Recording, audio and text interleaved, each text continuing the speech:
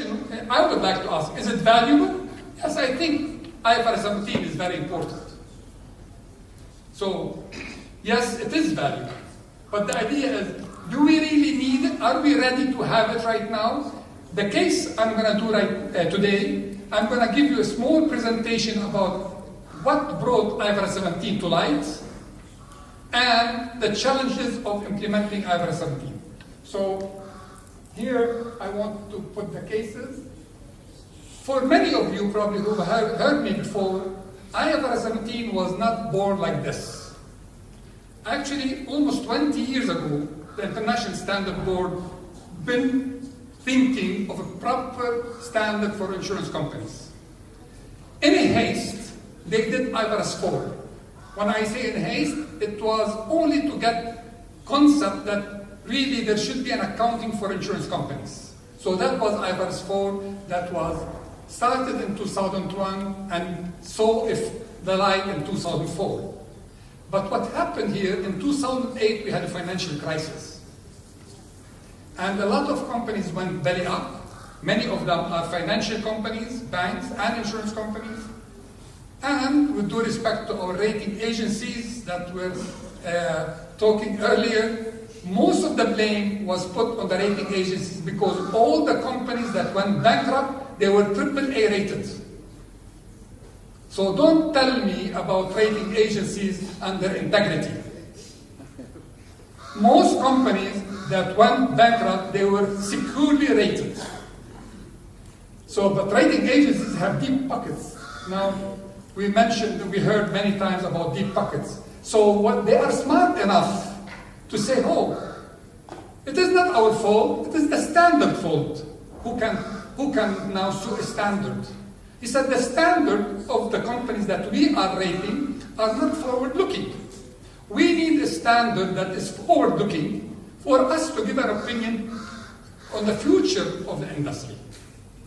Immediately at that time, we saw IFRS 9 came about, and insurance companies at that time said the IFRS 9 came mandatory to all financial institutions, and insurance companies are financial institutions. Insurance companies complained that this is not really the standard that will give the right disclosures. We would need our own standard. So starting 2010, committees starting to discuss what kind of standard is. I'm very proud to say in the International Actuary Association, I'm an observer member of the accounting committee among the actuaries that were in dialogue with the ISB. So we knew that something's cooking. We knew something's happening.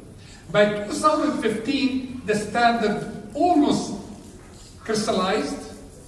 At that time, the big insurance companies already start doing simulation to see what is the impact on the standard. Because now when we are talking forward-looking, it means we are discounting all future liabilities to a certain moment in time. So at that time, the insurance companies told the regulators, whatever you are going to publish, whenever you are going to publish the standard, we need time to implement. Now, time to implement, there are for two reasons. First of all, to digest. Second of all, to really start implementing. But the most important thing is to mitigate the impact of that implementation. You have to bear in mind, IFRS 17 was issued mandatory worldwide to even Americans, my dear colleague. Even American companies, IFRS 17 was mandatory to publicly listed companies. Publicly listed companies, and I will say why. Non-publicly listed companies, it was left to the jurisdiction of country. Non-listed companies was left to the accounting of that country. There are countries like America, they have GAAP, it's not IFRS 17. So privately owned insurance companies in America, insurance and reinsurance, they do not have to do IFRS 17 compliant. Some jurisdictions in South America, they have their own accounting standard. They don't need to be compliant. However, insurance companies that have international accounting standard, IFRS, irrespective of 4 or 7 or 9, they have to be compliant with IFRS 17. So what is the story now? The reason of IFRS 17, as I mentioned, it was for mandatory for listed company, is because an investor in Tokyo buying shares in Paris or on the London Stock Exchange or the New York, they need to know how to evaluate that company. They need identical standards so they can compare. So it was about disclosures. If any of you have in the past, I don't want to say the past 2 or 3 years because most of you did not even open any samples of IFRS 17 accounts. If anybody last week or 2 weeks ago have looked at IFRS 17 accounts, then you will see the first couple pages, the revenue account and the balance sheet are very, very simplified. However, the disclosures, the notes at the end, are tens of pages, and this is what accountant and investment analysts are looking for. So really, the standard was made for investors, I always highlight here, all of you who are small companies, are privately owned, they don't need IFRS 17 to know about their company. They can pick up the phone and ask for their GM, and they get the disclosure they need. Or they are running the company. They have all the disclosure they need. However, I said IFRS 17 has value anyway because it regularizes their work. But technically speaking, it is not necessary. But we'll talk about it more in a minute. The main difference between IFRS 4 and IFRS 17, the green line talks about what are the different 10 points that really IFRS 4 used to shed the light on. And if you notice how far IFRS 4 from IFRS 17, IFRS 17 touches on so many points of disclosure. Everything, if you look at this disclosure. Doesn't talk about solvency, does not talk about risk-based capital, does not talk about a prudential return. The regulator does not need IFRS 17. Now, it's good to have, but does not need IFRS 17 to really regulate an insurance industry. This is not an advertisement, this slide. My advertisements are in the next 6-7 slides at the end, which I will not go through them to talk about Muhanna and company. This slide is telling you that I'm standing on this stage talking to you from a knowledge of experience. This is very, very important slide for me, that to tell you that I have worked with life companies, non-life companies, insurance company, non-reinsurance company, and it is very interesting to say that from 2015, we became very active, following up what's happening in our 17 and building up capacity. We have been training regulators. I have spoken to many central banks in many countries, telling them about IFRS 17. It's not only you guys, the insurance company, that need to be up and running on IFRS 17. Auditors need to be up and running, and regulators need to know how to regulate you within IFRS 17 framework. Now, our dear commissioner and most likely other regulators in the room have passed on to the insurance industry something called phases. And they ask you to tell them which phase are you in and so on and so forth.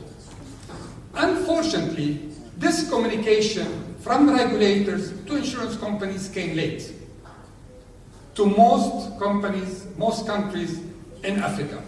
The earliest I've seen was only 3 years ago. No communication I have seen from a regulator in Africa that dates 4 or 5 years ago. Unless I'm proven wrong, I would like a regulator to show me their communication with the insurance industry as early as 2018 or 17, telling the insurance company, wait a minute, you guys, we are audited in IFRS 4, you better start getting ready for that. And that communication, I have not seen that. A lot of communication I saw, few months old or a couple years old. And this is something I hold the regulator at at fault, and I hold auditors at fault. I have seen auditing firms, the auditing accounts of insurance companies that are audited by the Big Four. I've seen, not qualified, but noted, this company is getting ready or is not getting ready for IFRS 4. Companies that are not audited by the Big Four, I have not seen, except maybe BDO or something like this, the Big 10, I haven't seen really any note from their auditors. So you guys, you should have a claim to your auditor that did not bring this to your attention when they audited you last year, whether you are ready or not. This should have been an obligation of the auditor. So this is very important to note. So these are the 5 phases, but I will share with you why they were given from 2017 to 2022. Initially, it was 2022. In 2021, the EU ratified the standard, but it was given to 2022. In 2020, because of COVID, it was given an extra year to 2023. I have this a little bit thin and thick, but the most important, what you are interested in, is this kind of expectation of implementation. You are, big companies at least, forget about small companies, big companies are unable to put IFRS 17 in place less than 3 years. Big companies have bigger problems than small companies. Small companies, on the other hand, are able to do by far less than this amount. So this is roughly speaking to tell you. Now, where is really the big period? The big period, if you want, in implementation, not in designing the gap and calculating the gap or the impact assessment, but really the implementation. Why? You want to implement, you want to get results, and you want to see the result as far as your IFRS 4. So if you have implemented this IFRS 17 or started implementing IFRS 17 in 2021 and you saw an impact on your account, you start doing reconciliation changes so that it will not have a major effect on your balance sheet. This is important for companies that are listed on the stock exchange, so the price list of the stock does not play. For private companies, it's only important to communicate with the owners of the company in case that IFRS 17 will cause you to increase your capital or so on and so forth. I would like to mention, by the way, this is another survey that was done by PwC, and if you notice that the average number of years that is needed to implement is 3.8 years. 3.8 years is not 1 month, is not 1 year. Certainly, it takes a long time to implement, and many companies are still struggling till now.